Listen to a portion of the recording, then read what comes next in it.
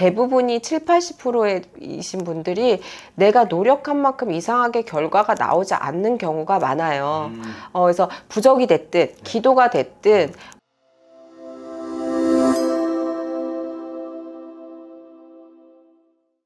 안녕하세요. 천우보살입니다. 자, 질문 하나 드려볼까 하는데, 네. 이제 오늘이 이제 양력으로 10월 중순이긴 한데, 네. 11월 달 되면 이제 수능이 있잖아요. 그렇죠. 그렇죠. 이 수능 당사자 이제 수험생분들도 계시겠지만은, 네. 이게 수험생도 중요하지만은 수험생 또 자녀분들이 있으신 부모님들, 그렇죠. 부모님들이 네. 더 조금 애절하시잖아요. 네. 이 도움 될 만한 좀 정보라 그래야 되나? 네. 아니면 좀 수험생 자녀분들이 계신 부모님들도 선생님네 많이 오시겠지만은 네. 그런 분들에게 좀 해주고 싶으신 말씀이 있으실까요?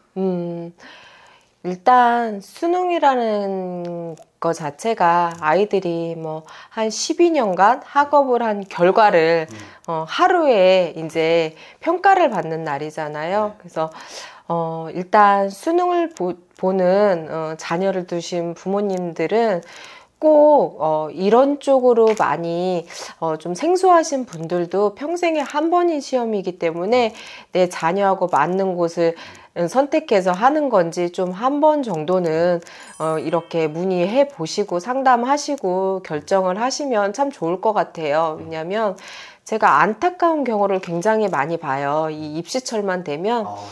네, 그러니까 상당히 공부를 잘하는 아이인데 이상하게 수능날 가가지고 그러니까 내 운이 그날 이제 운이 딸리는 거죠. 그래서 엄청 잘했던 전교 1등을 하던 아이인데도 뭐 이상하게 실수를 해서 막 수능 결과가 안 좋게 나오는 등 뭐 서울대를 당연히 갈 만한 아이인데도 그게 뭐 그날 하루로 인해서 이렇게 가지 못하게 되는 등 막 이런 것들이 참 많이 있어요. 경우를 많이 봤어요. 그래서 이 수능을 보기 전에는 꼭 내 아이하고 어느 정도 그 일진이 맞는지, 수능날 일진이 맞는지, 그러면 일진이 맞지 않다면 뭔가를 좀 채워야 하는지, 이런 거 정도는 이렇게 전문 이렇게 무속인과 상담을 좀 해보신 뒤 하시는 게 좋을 것 같아요. 이게 네. 이제 제가 알고 있는 지식으로는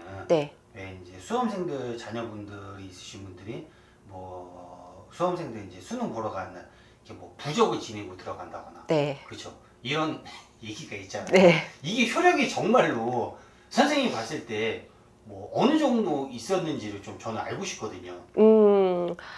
정말 있습니다. 이 옛날로 보면 과거 시험 보러 가는 거거든요. 갑자기 너무 옛날 사람 되는 거 아니에요? 아니, 수능, 뭐 공무원 시험, 뭐 나라에서 주는 자격증을 따는 어떤 그런 시험, 그 하루로, 그러니까 1년을 고생을 하든 몇 년을 고생을 해서 그 하루로 일단 그 판가름이 나는 거잖아요. 나한테 부족한 뭐 예를 들어서 기운이 있다고 하면 그걸 부적으로도 채울 수 있고 기도로도 채울 수 있고 여러 방식이에요. 근데 뭐 워낙 운이 좋은 사람인 경우에는 뭐 그런 것들이 필요가 없겠죠. 근데 대부분이 70~80%이신 분들이 내가 노력한 만큼 이상하게 결과가 나오지 않는 경우가 많아요. 그래서 부적이 됐든 기도가 됐든 뭐 정말 방위 뭐 이런 것도 중요하고요. 뭐 가기 전에 뭐 공부한 뭐 책상의 뭐 방향 뭐 이런 것도 중요하고요. 그러니까 천차만별 너무나도 많은 게 있기 때문에 그 사주하고 한 번쯤은 맞춰봐서 중요한 시험이니만큼 좀 이렇게 상의해 보시는 게 좋을 것 같습니다. 꼭 네. 수험생이 아니더라도 네. 뭐 예를 들어서 뭐 국가 뭐 공무원 시험이든 네. 뭐 아니면은 뭐 사시나 이런 네. 큰 시험을 앞두신 분들도 네, 그렇죠. 되게 중요하다는 거네요. 네, 엄청 중요합니다. 책상 네. 위치도 중요한 거예요? 그럼요. 저는 네. 처음 듣는 얘기라서. 네, 나하고 맞는 방향, 내 운기가 열리는 방향이 있고요. 네. 또 이렇게 시험을 보러 가는 지역이 그래서 나하고 방향이 맞는지 뭐 이런 것도 보실 필요가 있고, 근데 예를 들어서 방향이 안 맞는다 했을 때는 부적으로 이게 뭐 방향의 기운을 채울 수도 있고요. 그리고 또 이게 내가 공부는 엄청 잘해. 근데 그 시험 보는 그 날에 일진이 너무 사나워. 그랬을 때 그거를 비껴설 수 있는 방법이 있고요.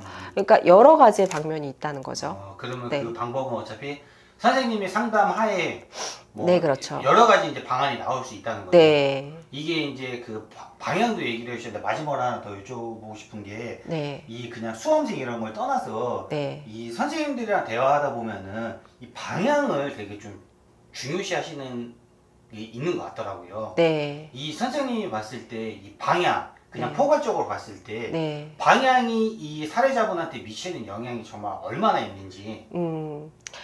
이 방향이 미치는 영향이라는 건 쉽게 말하자면 우리가 이사를 가잖아요. 네. 이사를 갔을 때 방이 잘못 앉으면 힘들다. 막 집안이 이사하고 잘못됐다. 똑같아요. 중요한 결과를 치르기 위해서 가는 내 시험장이잖아요. 이게 내 길 방향이냐, 이게 내가 꺾여지는 방향이냐, 이거 상당히 많은 차지를 하고요. 근데 이게 그러면 19살 아이, 을류생, 닭띠 아이들이 올해 수능인데 이 아이들이 다 그 방향하고 안 맞냐? 이게 사주마다 다르거든요. 똑같은 티어도 몇 월생인지, 며칠 날생인지, 몇 시생인지에 따라서 이 방향의 차지도 많이 하고요. 그리고 수험생 아이가 시험을 볼 때 이게 이상하게 뭔가 딱 결정을 짓는 날에 이게 좀 운세가 흔들리는 아이들이 있어요. 그러니까 기가 약한 거죠. 그런 거를 보충을 해도 이제 여러 방면이라고는 거죠. 근데 방위는 정말 크게 많은 차지를 합니다. 그래서 이거는 제가 포괄적으로 어느 방향으로 가지 마세요라고 말씀드리긴 참 어려워요.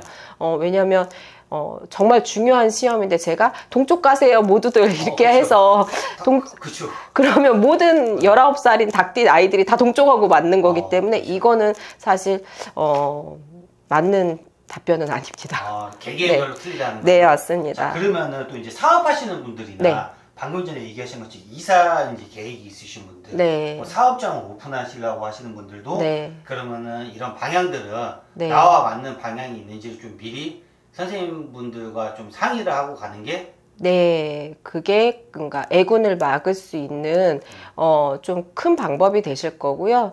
또한 내가 뭔가를 방향을 옮기면서 내 운이 들어올 수 있게 하는 어떤 또 하나의 큰 방법이 되실 수 있습니다. 좋습니다. 선생님이 조금 뭐 이제 이 영상을 촬영하기 전에 이 수험생분들 얘기를 저랑 간단하게 나눴었잖아요. 근데 어찌 됐든 간에 이제 코앞으로 다가왔잖아요. 그쵸. 지금 뭐 처음 수능을 보는 분들이 되실 수도 있고 재수를 하시는 분들이 계실 수도 있고 또 선생님 말씀하신 것처럼 앞으로 이제 큰 시험 준비를 하시는 분들이 분명히 이 영상들을 보실 거란 말이에요. 또 부모님들이 보실 거고 마지막으로 한 말씀 부탁드릴게요. 일단 올 해운년 자체에 개묘년은 참 변덕이 많은 해운년이에요. 올해 그러니까 변덕이 많다는 거는 크고 작은 일들이 참 많이 일어나는 해운년이에요. 근데 수능이 올해 마지막이기 때문에 올해 역시도 좀 이렇게 변덕이 많다. 그래서 입시를 보는 아이들이 마음을 안정을 하기가 작년 본 아이들하고 재작년 본 아이들하고는 좀 틀릴 걸로 예상이 됩니다. 그래서 올해는 마음 안정을 좀 해서 편안한 마음으로 시험장에 들어가는 게 제일 좋으실 것 같고요. 그리고 일단 우리 아이가 좀 공부는 참 잘하는 것 같은데 뭔가가 불안해 계속. 그럴 때는 좀 이렇게 무슨 방법이 있는지는 좀 상의 의논 이런 거 한 번쯤은 좀 해보시고 난 뒤에 방편 찾아서 시험 이렇게 응시하시는 게 좋겠고요. 그렇게만 잘 대비해서 가신다면 그렇게 큰 고비 없이 큰 낭패수 없이 잘 이루어질 것으로 보입니다. 2023년 개묘년에 수험생 분들, 또 시험을 앞두고 있으신 분들, 또 수험생 자녀를 두신 부모님들 올해 변덕 많은 해운년에 고생 많이 하셨고요. 올 해운년에 그래도 1년 동안 준비하신 거니까 11월 수능에서 좋은 결과 있으시기를 천우호살이 응원하겠습니다.